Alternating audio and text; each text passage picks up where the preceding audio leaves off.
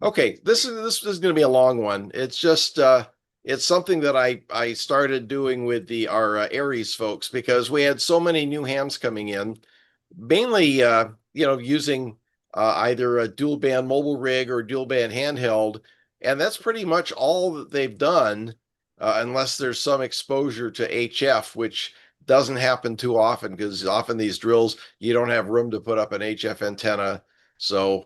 Um, with the possible exception of trying to get something out on a WinLink gateway.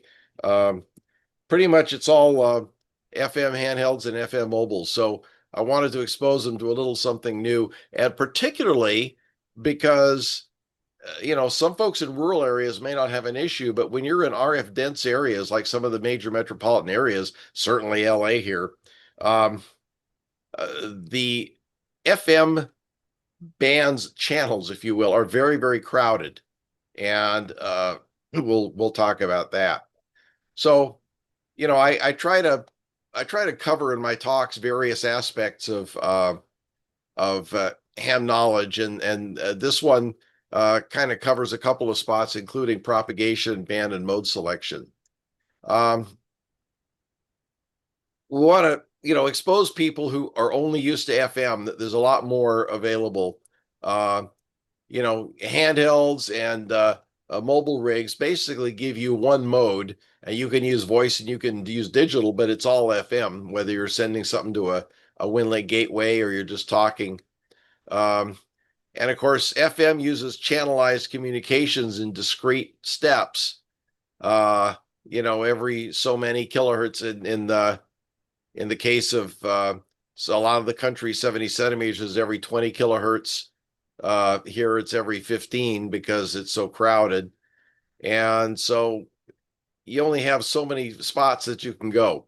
Now, FM, of course, was originally designed with uh, car radios in mind because back when everybody had noisy spark plugs and uh, no quieting applied to it, AM radio, of course, picks up all that junk, and it makes it makes for a noisy listening experience. The FM was kind of immune to amplitude changes, which pulse noise is a very rapid amplitude change, and also for communications, there's no need to really tune it in because you can be plus or minus, a kilohertz or two, and it doesn't matter.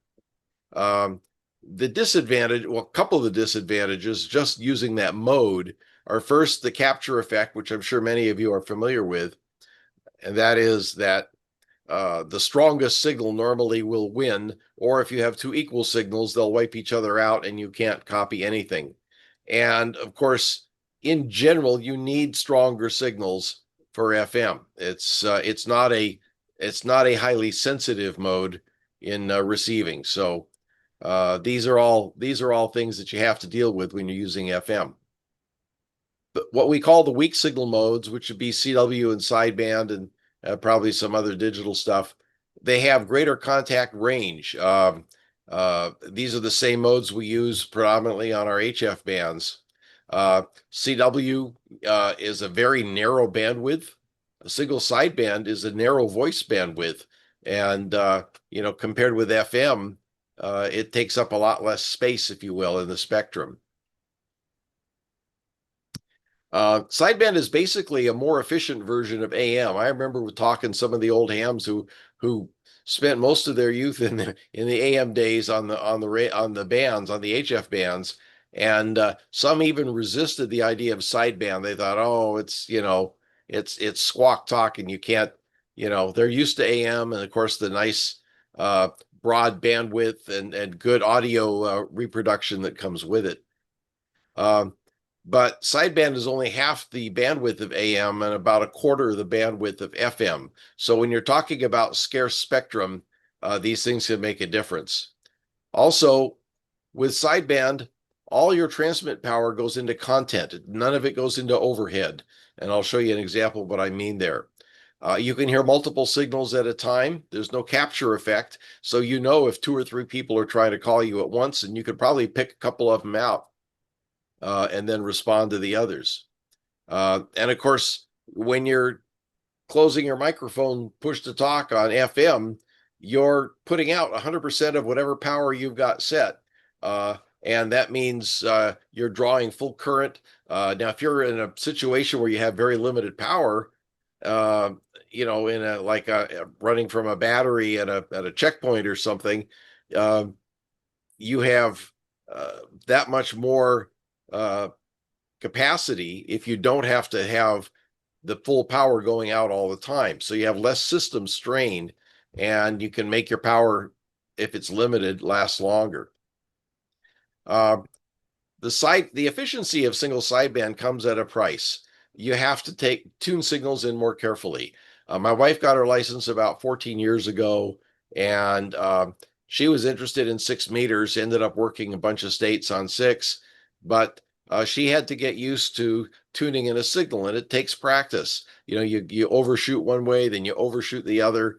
But as you do a lot of that, you're going to find that it's easier and easier to do, and you can zero things in quite nicely. I found this neat diagram here. This is a typical AM signal where you've got your carrier in the center, and I'm not an engineer, I can't tell you, but it's something on the order of 30 some percent of your power is going to just maintain that carrier. And then, of course, whatever modulation you're using, voice or whatever, those frequencies, plus or minus the carrier, show up on both sides. You got a lower sideband and an upper sideband. And so you've got power going to a carrier, which doesn't in itself have any information, and you have power going equally for the same information, upper and lower sideband. So it's not very efficient from that standpoint. So now let's look at a single sideband signal. You've eliminated one of the sidebands, one of the duplicated content information, and you've suppressed the carrier. So all you have left is content. So 100% of your power pretty much is going to content.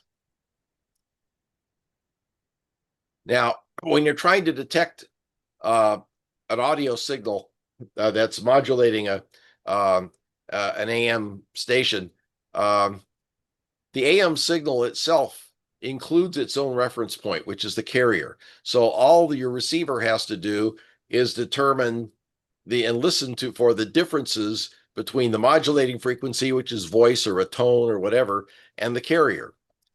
And since you're tuning across the dial a little bit, the carrier and the sidebands move together, okay, because they're all being transmitted by the same station from the same place. So that's why tuning isn't that critical on AM. Now, single sideband, there is no reference point, but you have to have one to be able to decode it. So a sideband receiver has something called a beat frequency oscillator, BFO. It's basically an artificial carrier. And that artificial carrier has to be lined up where the suppressed carrier used to be. Okay, and that's why tuning becomes a lot more critical. But this is 2 meters from one of my contesting spots. These are grid squares I've worked on 2 meter sideband with maybe 60 or 70 watts, and you can see we've gone quite a few ways. This thing out in out in Utah I think that was a meteor scatter contact on CW in the middle of the night. But we reliably work all these places up and down California, hundreds and hundreds of miles with no problem. So, as we said, you can copy weaker signals, which means you have better effective range for communication, and you can copy multiple callers clearly. And the important thing for us in dense areas of RF is that there's a lot more room on the bands. This slide I give in the San Fernando Valley area when I'm talking to a club, which we got about 4 million people just in the valley, and our Aries group has their comm plan, our ACS group has their comm plan, so different clubs and hospitals and so on have their own comm plans. all these channels are the same frequency. So when something big hits, everybody's going to be going to the same few frequencies for simplex if their repeaters are not available or because they're busy or they're down or whatever. So, within 50, 60 square miles, we've got all these users trying to use the same channel. That can lead to some real confusion, and sometimes people are bumping heads. So let's look at the 2-meter band here.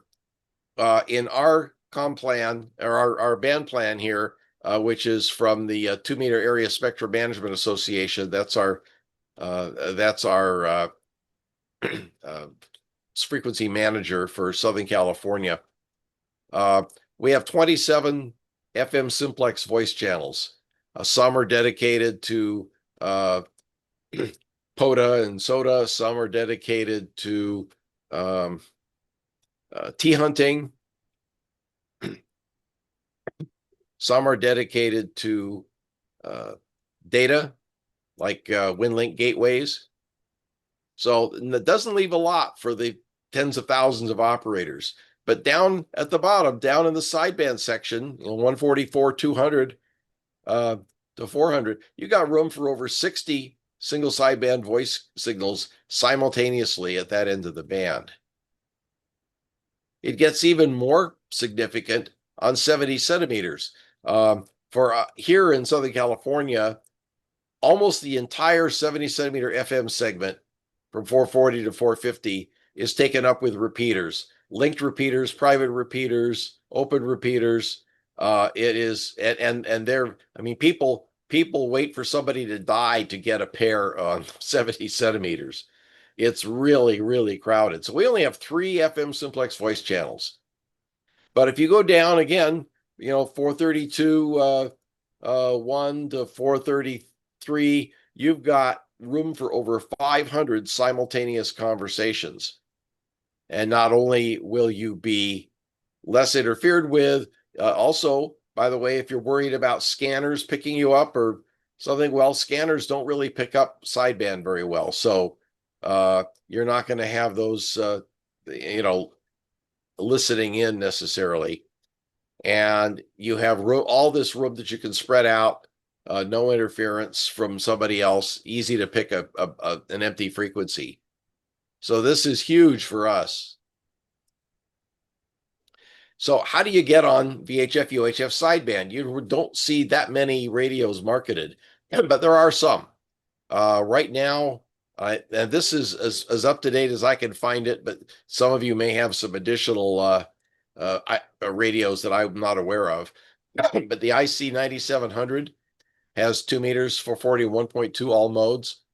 The IC 905, which is the new one that goes all the way up into the 5 gigahertz range, has all these bands, 440, 1.2, 2.4, and 5 gigs, all modes.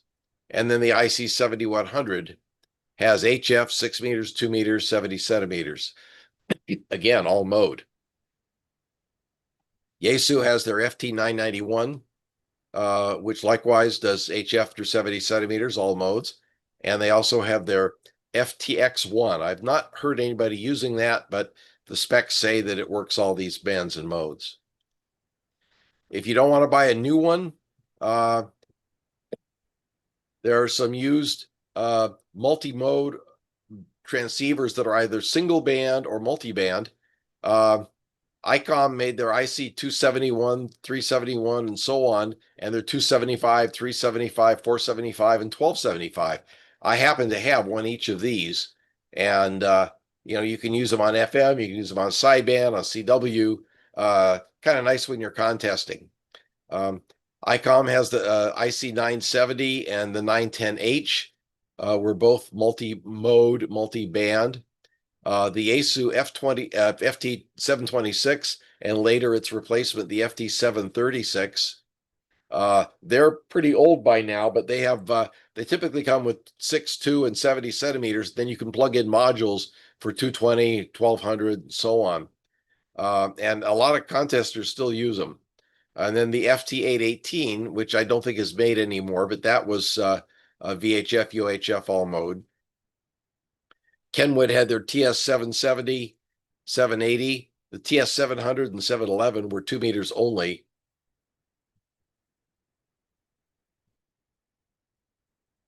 You can also get some used deals like the IC706, which is a pretty old radio by now, but it does have 2 meters and 440 sideband as well as FM. The EmComm IC9100, the Yaesu FT817. A lot of us use those for IF radios when we're doing microwaves because they're nice and small and portable, and they put out 5 watts, which is more than enough to drive most transverters up into the microwave bands. The FT857, 100-watt all-mode radio. It's lower power on VHF and UHF, but you've got all the sideband and FM, everything. A very nice radio. I really like it. And then the FT897, which is kind of the desktop version of the 857, same basic radio. And then, of course, the old Kenwood TS2000, which has all modes, HF, 2 meters, 440. And if you get the X version, there's a 1.2 gig module that goes in there. So you have 1296 as well.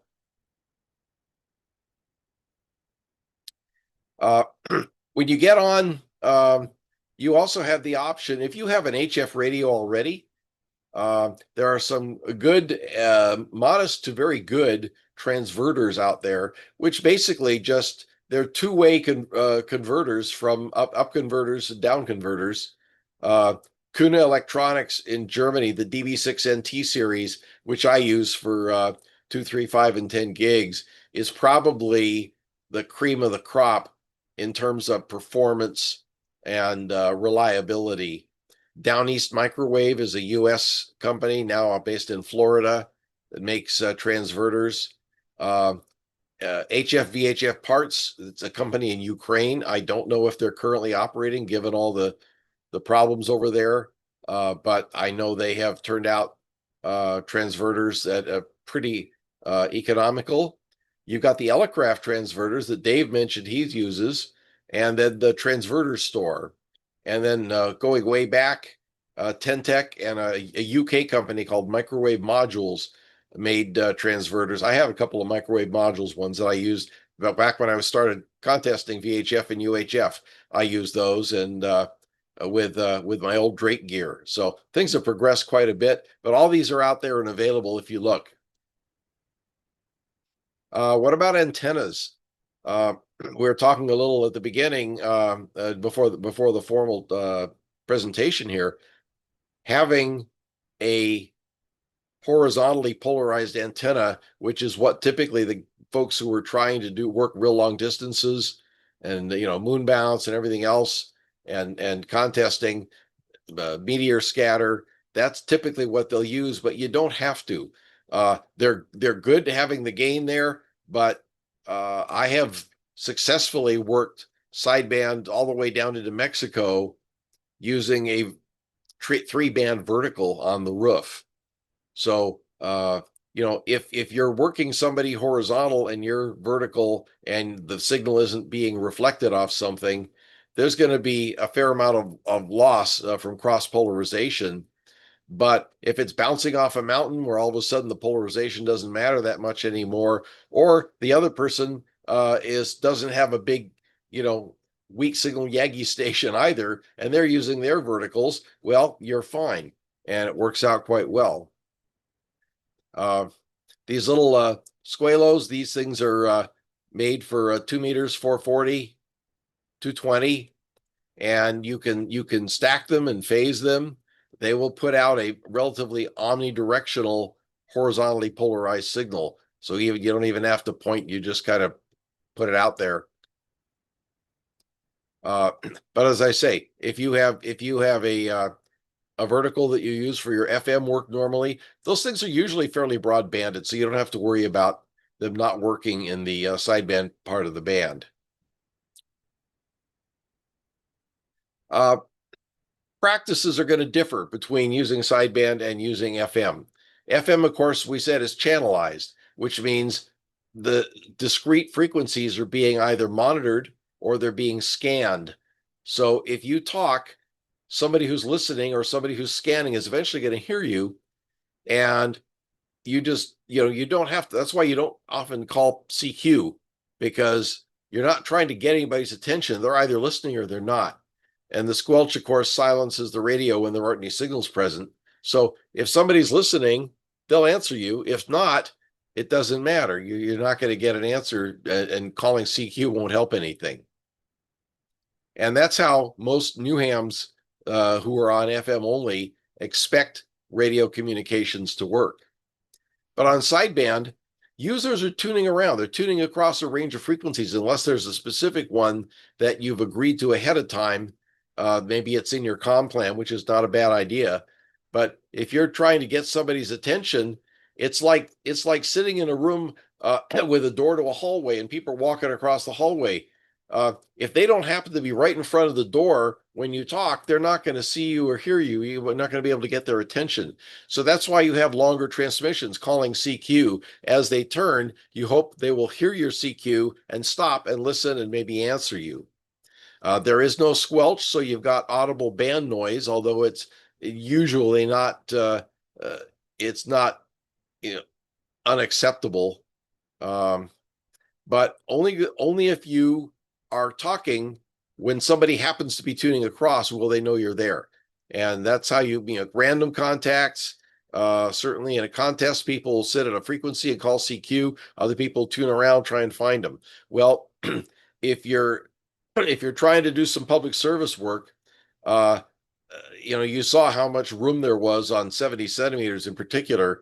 You can be doing a lot of tuning and miss somebody. So in that case, it's much better to put a designated frequency that isn't really that busy on a regular basis. And most of the sideband frequencies, except for the national calling frequencies, are not that busy on a routine basis, which means you can build those frequencies into your comm plan and have everybody turn to 144.260 or something like that, or 432.140, whatever it may be, and they'll know to go there, and they'll be close enough. Now, the higher you go up in frequency, the slightly less accurate your dials are.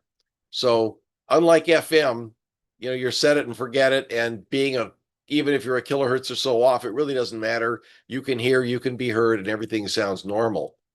But on sideband, you're going to have to tune in net control, because if you just set the dial, you're not necessarily going to be exactly the same frequency as where net control sets their dial or the other members set theirs. Not all those readouts are equal. If you're a little off frequency, it's noticeable. If you're a few kilohertz off frequency, you're gone. Nobody's going to hear you, and you're not going to hear them. So tuning in is much more of an issue. So that's basically what I wanted to share. Let's talk with some of you and see how you are handling some of these issues. So we get back to full screen here.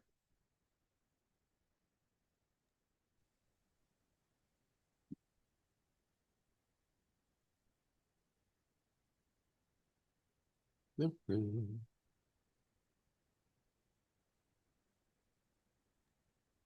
he just drop off, Dan? There we are. Okay. What's that, Barry? I was wondering if you just dropped off. Oh, okay, I'm back. Hey, Jim. Turn off your share screen, please. I thought I did. Nope, we're still seeing I see his Zoom. Hi, Marty. Hi. Mine doesn't say I'm sharing. Oh, it says we're seeing Marty Woll's screen.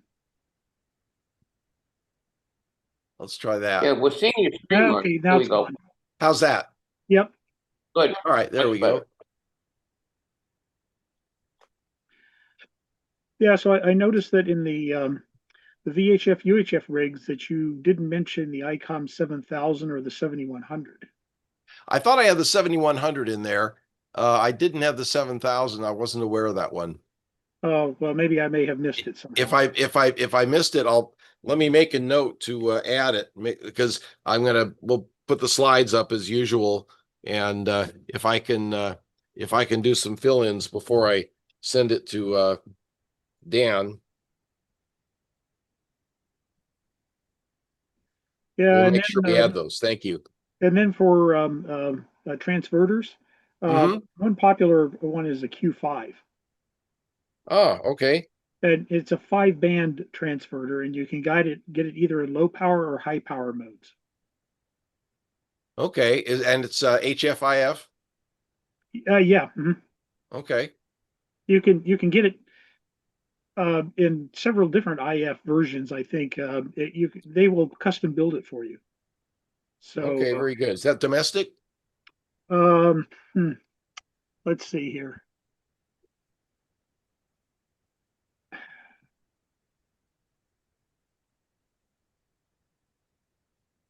If I can figure out where these guys are located. Oh, that's all right. That's all right. I was just curious if you happen to recall.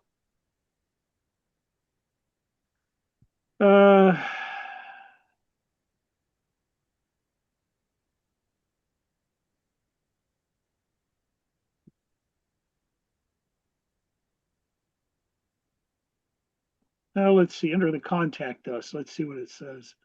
Yeah, they're in Monteverde, Florida. Oh, okay. Good. Thank you. Yeah, Q5signal.com.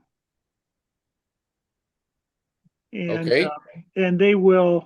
their available options are whether you have a common IF or a split IF. Right. Where you can also ask for different IF drive levels, whether or not the push to talk polarity is high or low. You can get the standard IF at 28 megahertz, or you can specify a custom IF. Very So nice. they're very, very flexible. Excellent. Excellent. And it covers 2 meters, 222 megahertz, 70 centimeters, 902 megahertz, and 1296 In one box. in one box. Yeah. Nice.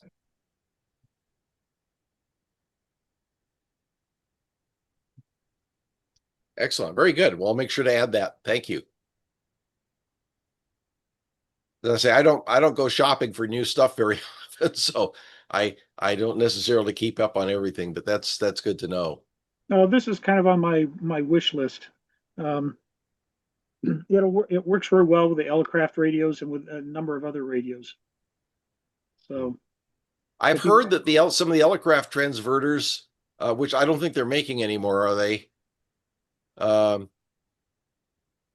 don't know. I built mine some number of years ago. I haven't looked Yeah, on their site yeah. recently to see if they still offer up the kits. How are they on power dissipation? Well, they seem to be okay. I mean, they don't put out a whole lot of power. I think the 2-meter kit runs about 25 watts, and the 70 Yeah, centimeter kit runs about 10. So yeah. But I heard that maybe there was some heating issues with the 2-meter one, but you didn't run into that. no, but I haven't used it for a while yet either. And when I used it only on sideband modes. I didn't use it like on digital modes or anything like that. Okay, so low duty cycle. Yeah, That makes a difference. but I did get the temperature compensated oscillators for both of them. Yeah, Makes them more stable. yeah. You know, the more you multiply up, the more those little differences accumulate. I know on 1.2 gigs, almost nobody's on exactly. You tell everybody to go to 1296 100. Yeah. It's plus or minus a couple. Yeah. I see. We also have Bob K3RF here with us, our Atlantic Division Director. Hello, Bob. He's muted, but he's there. Anyway, has anybody actually used VHF sideband other than for contesting? I know I have, but We used to have a sideband net down here, but people got old and got rid of their equipment, and so that died. Oh, yeah, there's an active group here. They meet once or twice a week on each of the several bands. There's a 222, a 1296, a 432, and they usually get, they got some people with check-ins from, from Arizona and other places where they have some high gain antennas point this way. And the problem there is you've got a net control station who has a lot of high gain antennas. Most of us can't hear him until he points our way. Makes it a little harder to keep the net cohesive, but they do it. Well, Good evening, Marty. Bob from K3RF is with Hey, Bob. you. I didn't have a microphone. I don't have a camera. I didn't expect to be on camera. So I am here. Good evening, everybody. Nice to see you again. And I'm trying to make sure I join the RATPAC presentations more often here. I've been busy with the league, as you probably know. Oh yeah. And VHF weak signal has always been my first love. I'm trying to get back into it. And I love this 5-band one. I didn't know about this, and I just looked at it. The price tag is hefty, but darn, it covers all these bands. And if it's reasonable quality, I think it's the way to go. Back to you. Yeah. It also lets you have either a split or a single RF output too. So you can actually have an RF TRX RX in a single connector, or you can have a TX connector and an RX connector. Yeah, the old microwave modules used to do the same thing. You could split the input, you could split the output. Yeah. Or you could just put them all on one cable. Yep. Yeah, that makes a lot of sense. And I just downloaded the manual, which they allowed me to do in PDF, so I can look at it first. I'm interested in 902 and 1296 for EME. With below the noise digital now, and I need a way to get to 902 or to 1296 for weak signal work. I don't have that yet. I have a lot of equipment, and this might just be the ticket. So I learned something tonight. Back to you. Very good, very good. Yeah, I know. Down East Microwave has long made like 30 and 60 watt versions of their 902 transverters. I've got one of the 30 watters. But you also for local stuff we use an FM rig. You convert a Kenwood commercial 900 meg unit, and it'll at least do the upper portion of that allocation that we have. But of course, the transverters you can get down to 902, 100, and it's much quieter there because that's where the commercial repeaters are listening. So they don't put their transmitters near the bottom of our band. They put them near the top of our band where, your radio can get easily overloaded if you're up on a mountaintop or something. There's commercial stuff nearby. So we try, if we can, to go down to the low end of the band, but just because the background noise is much lower. That makes a lot of sense. I am on 902, but it's FM. I have a Motorola Spectra I converted. That was a bit of a task. Oh, boy. Some commercial equipment, Elenco. Is it Elenco? Yeah, Elenco made a portable that I have for 902. It also covers 222. I bought several of them. Yeah. I've got a couple of those. The DJG29T. Yes. Mm-hmm. Yeah. Right. I have one of those, and I also have the tri-bander that does 2 meters, 70 centimeters, 1.2. Yep. That's funny because I also have one of those because I do have 1296 FM and digital with the EmComm has something called an ID1, which was my base station. So now I've got that portable on that as well. Back to you. Yeah, I got one of those little military pouches that have room for 2 little radios, and I can stick the batteries in the back and shove the antennas down the side. And in one little package, you've got 5 bands there.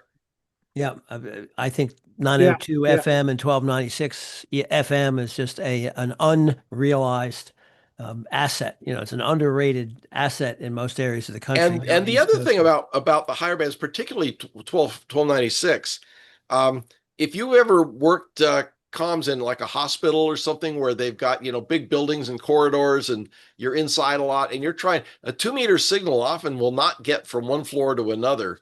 But back at the the wavelength in 1296 is so much smaller. It gets in and out of buildings really well. It likes to Back hop on those HVAC shafts. It's I won't say it's a waveguide. It's not, but I know exactly what you mean, and that's true. I can Yeah. use In fact, 1296 in those at the buildings. ARRL Centennial, when we were back in downtown, downtown there, and we were at the hotel with was it 13 stories or whatever. I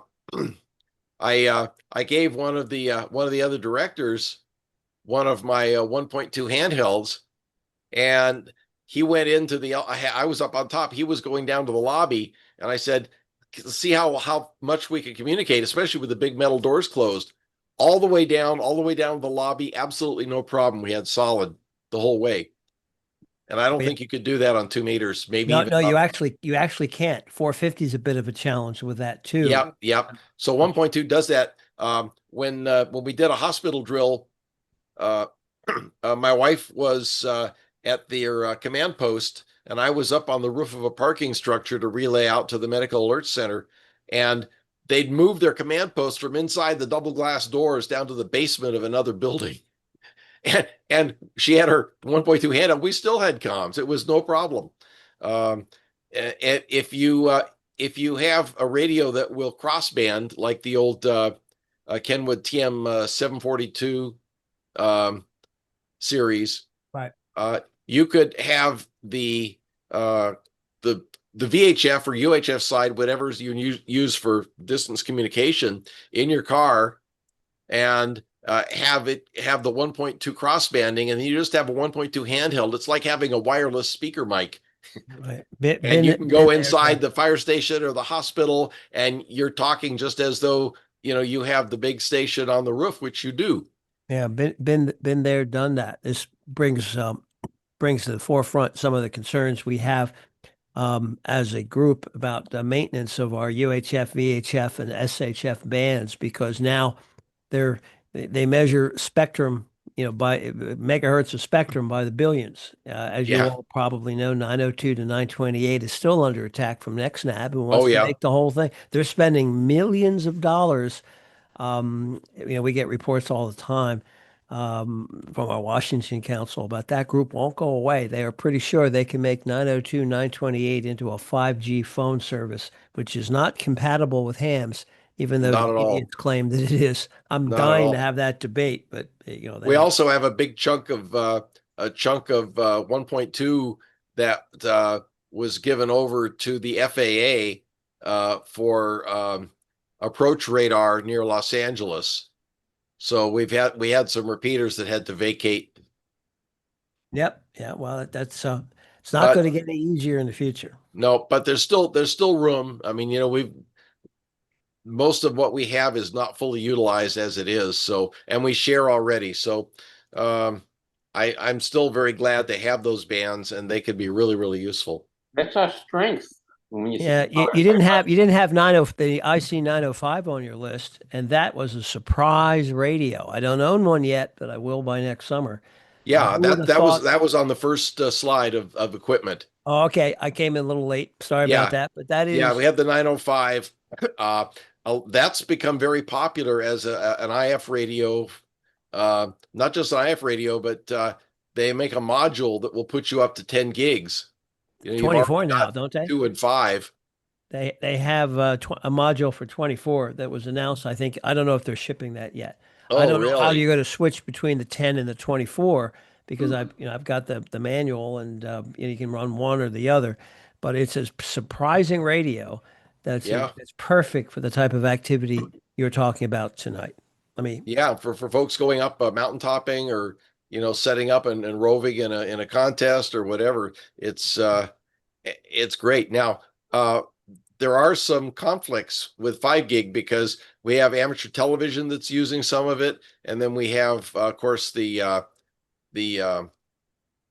gateways that are up on mesh. Right. Mesh networks like 5 gigahertz. Mesh loves 5 gigs because we have a fair number of channels there that are outside the UNII, stuff that the public uses. I don't know if anybody on the presentation tonight has a 905, but I think you can use them for digital and for television. They come ready to go for ham TV. That's my understanding. You can plug a camera into it, and it's actually ready to go for wideband digital TV. I don't know if anybody's Really? aware of that. That's what I was told, and I haven't confirmed that, but it says in the specs that it can operate ATV. Very interesting. All right, cool. Anybody else have anything they want to share? There's nothing in chat. All right. We do have in the Midwest, we have the Michigan VHF-UHF Society. And if you look for that in groups.io, you'll find our mailing list. And it's very active with a lot of folks doing microwave work. So the microwavers in the Great Lakes area are perennial winners in the club competitions, to the extent there are any, because they'll line up on either side of Lake Michigan or whatever, and everybody moves 10 miles and they work again across the water and move again across the water, and they work the same people like 25 or 30 times and rack up some really impressive scores that way. All right, sounds like my wife's home, so I think we're gonna call it.